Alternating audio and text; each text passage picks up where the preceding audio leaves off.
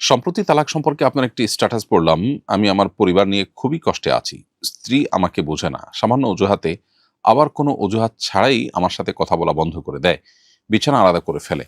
বেশ কিছুদিন যাবার পর আবার তার ইচ্ছে অনুযায়ী বিছানা একসাথে করে। এই মুহূর্তে আমার কি করা উচিত? আপনার পরামর্শ কামনা করছি। প্রথম কথা হলো যে দাম্পত্য সম্পর্ক যখন খারাপ হয়ে যায় তখন আল্লাহ রাব্বুল আলামিন আমাদেরকে পরস্পরকে নাসিহা করবার নির্দেশ করেছেন। আপনি হয়তো সেটি করেন, আরো কার্যকরভাবে তাকে নাসিহা করবার উদ্যোগ আপনি নিবেন। সেই সাথে আপনার মধ্যে কোনো সমস্যা আছে কিনা সেটি খুঁজে বের করার চেষ্টা করবেন। যদি আপনার সঙ্গীর মধ্যে এরকম কোনো সমস্যা দেখেন যে সমস্যাটা আসলে অস্বাভাবিক, আপনার মনে হয় যে তিনি আ এক্ষেত্রে আপনার হক নষ্ট করছেন অথবা তিনি ভুল করছেন, তাহলে সেক্ষেত্রে তাকে বোঝানোর জন্য আপনার নিজস্ব উদ্যোগের বাইরেও অন্য লোককে দিয়ে তাকে বোঝাবার চেষ্টা, কাউন্সেলিং করবার চেষ্টা আপনাকে করতে হবে। এরপরও যদি না হয় তাহলে সেক্ষেত্রে অভিমানের পথে আপনি যেতে পারেন কোরআনের নির্দেশনা অনুযায়ী। অভিমানের পথে যেয়েও যদি সংশোধন করা না যায় তাহলে তৃতীয় পক্ষকে এখানে এনগেজ করা। তার পরিবার, আপনার পরিবারের যারা বুদ্ধিমান সে সমস্ত বিচক্ষণ মানুষদেরকে এনগেজ করে তাদের মাধ্যমে এটিকে সমাধান করবার চেষ্টা আপনি করতে পারেন। এরকম ধাপে, ধাপে আপনাকে চেষ্টা করা উচিত। একান্ত যদি মনে হয় যে না সমস্যা দিন, দিন বেড়ে চলেছে তাহলে সেক্ষেত্রে একসাথে থাকলে যদি আল্লাহর বিধান লঙ্ঘন হওয়ার উপক্রম হয়, গুনাহে লিপ্ত হওয়ার উপক্রম হয়, তাহলে সেক্ষেত্রে আপনার তালাকের চিন্তা আপনি করতে পারেন এবং সেক্ষেত্রে শরিয়া যেভাবে বলেছে সেই পলিসিতে আপনাকে অগ্রসর হতে হবে যদি দরকার হয়। তবে আপনার যেটুকু বর্ণনা পড়লাম তাতে মনে হয় না যে বিষয়টা এত জটিল। আ এরকম আ স্ত্রীকে হ্যান্ডেল করার জন্য কি, কি পলিসি আছে, কি, কি উপায় আছে, এক্সপার্টরা কি, কি পরামর্শ দিয়ে থাকেন সেগুলো আপনি আমলে আনতে পারেন। আমার ধারণা তার মাধ্যমে আপনি ভালো একটা ইনপুট পাবেন। আল্লাহ তাআলা আপনাকে ভালো একটা সমাধানের পথ হয়তো দিবে ইনশাআল্লাহ তাআলা। এরপরের প্রশ্ন হলো সুদানে নির্মম গণহত্যা চলছে। প্রাণভয়ে বাড়ি ছেড়ে ঘর ছেড়ে হাজার, হাজার মানুষ পালিয়ে যাচ্ছে। মানবাধিকার সংস্থা কিংবা মুসলিম বিশ্বেরও কোনো কার্যকরী পদক্ষেপ তেমন চোখে পড়েনি। দেশে এত বড় মানবিক বিপর্যয়ে মুসলিম বিশ্বের কি কিছুই করার নেই? আপনি কি মনে করেন? খুবই দুর্ভাগ্যজনক একটি বাস্তবতা। সেটি হলো আজ আমরা গোটা বিশ্বের মুসলমানরা আমাদের আইডেন্টিটি ক্রাইসিসে ভুগছি। আমরা আমাদের আত্মপরিচয় হারিয়ে ফেলেছি। আমরা নিজেদের পরিচয়কে নির্দিষ্ট ভূখণ্ডের সাথে পরিচিত করিয়েছি এবং ওর মধ্যে সীমাবদ্ধ করে ফেলেছি। ধরুন আজকে কোনো মুসলিম দেশ, সৌদি আরব অথবা অন্য কোনো প্রভাবশালী মুসলিম দেশ, সেই দেশের কোনো একটা অঞ্চলে যদি এরকম ঘটনা ঘটতো, সেখানে যদি এরকম মানুষের উপরে আপনার জুলুম, নির্যাতন, স্টিম রোলার চলতো, সেখানে যদি এরকম হানাহানি হতো, তাহলে সেটার জন্য সে দেশটা কতটা মাথা ব্যথা করতো এবং সেটা থামানোর জন্য কত রকমের উদ্যোগ নিত। কিন্তু আজ জিনিসটা যেহেতু আরেক দেশে ঘটছে, সেজন্য সারা বিশ্বের বিভিন্ন দেশ বা ভূখণ্ড ভিত্তিক জাতীয়তাবাদের যে আপনার চক্কর, এই চক্রের মধ্যে থাকা মুসলমানরা আমরা মনে করছি যে আমরা তো সেফ আছি, এটা তো তারা বিপদগ্রস্ত। এই যে আমার দেশের হলে আমি একরকম ভাবতাম, একটু অন্য দেশের হওয়াতেই মানে শুধুমাত্র বর্ডারটা আছে সেজন্যই আমি তাদেরকে ভিন্ন কিছু ভাবছি। এটা হলো আমাদের যে আইডেন্টিটি পরিবর্তন করে দিয়েছে গ্লোবালাইজেশনের নামে পশ্চিমারা, সেটার আ একটা উজ্জ্বল উদাহরণ এটি।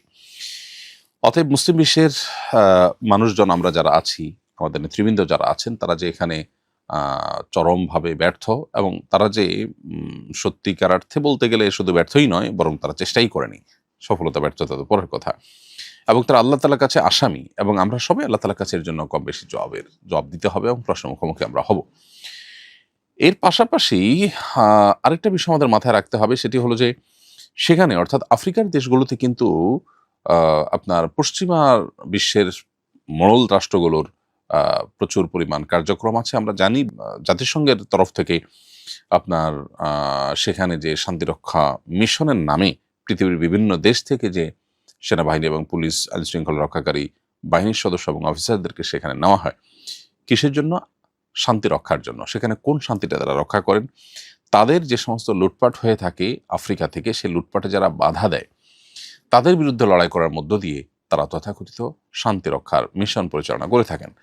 সত্যিকারের শান্তি রক্ষা তো তখনই হবে যখন সুদানের এরকম তাদের যে গৃহযুদ্ধ, ক্ষমতার দ্বন্দ্ব, সেটির ফলে যে সাধারণ মানুষকে গণহারে হত্যা করা হচ্ছে, এটিকে থামাবার জন্য যদি কোনো কার্যকর উদ্যোগ নেওয়া হয়। দুর্ভাগ্যজনকভাবে সেরকম উদ্যোগ নেওয়ার আ কোনো ন্যূনতম কোনো প্রচেষ্টাও তাদের চোখে পড়েনি। এরপরও আজকের এই পৃথিবীর তথাকথিত সভ্য দুনিয়ার আসল অসভ্য রূপ এবং মুখে ভালো ভালো কথা বলা আর বাস্তবে শুধুই লুটতরাজ করা এবং নিজেদের ক্ষমতা পাকাপোক্ত করা, সাম্রাজ্যবাদকে বিস্তার করা, এছাড়া অন্য কোনো টার্গেট যে তাদের নেই, সেটি দিনের আলোমতো পরিষ্কার। কিন্তু আমরা এরপরও অনেকে বুঝতে পারছি না। এটি দুর্ভাগ্যজনক একটি বাস্তবতা। আমরা দোয়া করি আল্লাহ রব্বুল আলামিন সুদানের মানুষের কষ্ট দূর করে দিন এবং আহ, তাদের কষ্ট দূর করবার জন্য একজন মুসলিম হিসেবে আমাদের যে ন্যূনতম দায়িত্ব আছে, সেই দায়িত্বটুকু আল্লাহ আমাদেরকে পালন করবার তৌফিক দান করুন।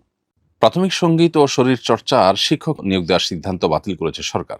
এই ব্যাপারে আপনার প্রতিক্রিয়া কি? আপনি নিজেও তো সঙ্গীত শিক্ষক নিয়োগের প্রজ্ঞাপন যার বিরোধিতা করেছিলেন। প্রথম কথা হলো যে এটার জন্য সংশ্লিষ্টদেরকে আমরা অবশ্যই ধন্যবাদ জানাই, কারণ এতে গণ আকাঙ্ক্ষার প্রতিফলন ঘটেছে বলে আমরা বিশ্বাস করি। এদেশে দীর্ঘদিন পর্যন্ত সাধারণ মানুষের চিন্তা চেতনা, তাদের আদর্শ পরিপন্থী বিষয়গুলো তাদের উপর চাপিয়ে দেওয়া, খুবই সীমিত সংখ্যক মানুষের চিন্তা এবং দর্শনকে চাপিয়ে দেওয়ার একটা প্রচেষ্টা দীর্ঘদিন থেকে চলে আসছে। এদেশের প্রায় ৮০%-এরও বেশি মানুষ আমাদের ধারণা মতে তাদের সন্তানদেরকে নিজ গরজে, নিজ খরচে, নিজ উদ্যোগে ধর্মীয় শিক্ষা দিয়ে থাকেন। এখান থেকে কিন্তু মানুষের আকাঙ্ক্ষা এবং প্রত্যাশা পরিষ্কার যে মানুষ ধর্মীয় শিক্ষা দিতে চায়। কিন্তু প্রাথমিকে ধর্মীয় শিক্ষক নিয়োগ দেয়নি সরকার, কোনো সরকারই দেয়নি। যে জিনিসটি জনগণ চাচ্ছে দিনের আলো মতো পরিষ্কার, সেটি আপনি করছেন না। যে জিনিসটি জনগণ চাচ্ছে না, সেটার প্রমাণ কি? সেটা প্রমাণ হলো যে এদেশের কত পার্সেন্ট মানুষ নিজের সন্তানকে গান শিক্ষা দেওয়ার জন্য নিজস্ব উদ্যোগ নেন। কয়জন মানুষ? অভিভাবকদের মধ্যে পার্সেন্টেজে আমরা কি 1%ও আনতে পারবো? তার মানে কি দাঁড়ালো? যে সন্তানকে গান শেখানো হোক স্কুলে, এটা এদেশের বেশিরভাগ মানুষ চায় না। তাদের অ্যাপ্রোচ থেকে বোঝা যায় পরিষ্কার। তারপরও আপনি সেটা চাপিয়ে দিচ্ছেন। অথচ অন্যান্য সাধারণ সাবজেক্টগুলো পড়ানোর জন্য পর্যাপ্ত শিক্ষকের ঘাটতি আছে দেশে, এবং যার ফলশ্রুতিতে এখনো পর্যন্ত প্রাথমিকে আপনার প্রচুর পরিমাণ শিক্ষক নেওয়া দরকার, বিশেষভাবে আপনার একেবারে সাধারণ যে সাবজেক্টগুলো আছে সেগুলোতেই।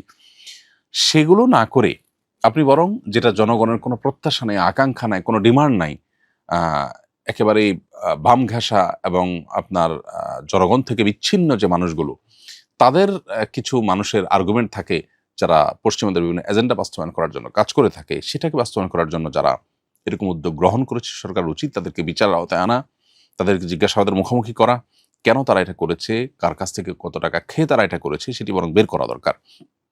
তবে সরকার যেটুকু করেছে সেটুকু অবশ্যই আমরা সরকারকে ধন্যবাদ জানাই। অতএব গণ আকাঙ্ক্ষার পরিপন্থী কোনো বিষয় চাপিয়ে দেওয়া, এটা কখনোই ন্যায্য হতে পারে না। এই অন্যায্য কাজটা দেশে দীর্ঘদিন থেকে চলে আসছে। এক্ষেত্রেও সেটি করার চেষ্টা করা হয়েছিল দুর্ভাগ্যজনকভাবে। তো সেটি যে আপাত দৃষ্টিতে আলহামদুলিল্লাহ বন্ধ হয়েছে, সেটি একটি সান্ত্বনার বিষয়। আমরা দোয়া করি আল্লাহ তাআলা আমাদের এই প্রিয় মাতৃভূমিকে নিয়ে যে পশ্চিমাদের ষড়যন্ত্র আছে, সেটা থেকে আল্লাহ তাআলা আমাদেরকে হেফাজত থাকার তৌফিক দান করুন।